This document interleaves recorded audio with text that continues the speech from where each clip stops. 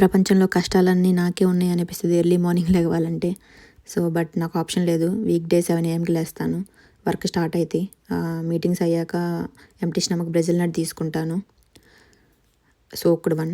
Green juice తాగుతాను. Next green జ్యూస్లో vital proteins add చేస్తాను. సో గ్రీన్ జ్యూస్ తాగాక 1 hour గ్యాప్ ఇచ్చి సోక్డ్ ఆల్మండ్స్ తీసుకుంటాను. సో ఆల్మండ్స్ నెక్స్ట్ బ్రేక్ఫాస్ట్కి ఫ్రూట్ తీసుకుంటాను, ఏదో ఒక ఫ్రూట్.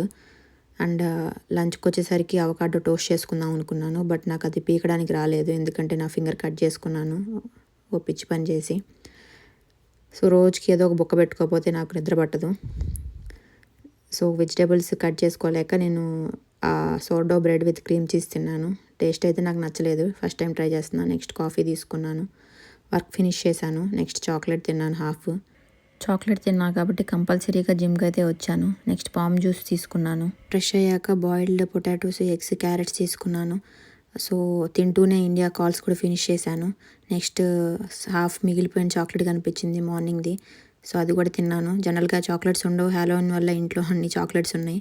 వీక్ డేస్ చాలా లెస్ తింటాను, ఎందుకంటే వీకెండ్స్ ఎక్కువ గడ్డి తింటాను కాబట్టి. నెక్స్ట్ రీల్ అప్లోడ్ చేసి పడుకుంటా.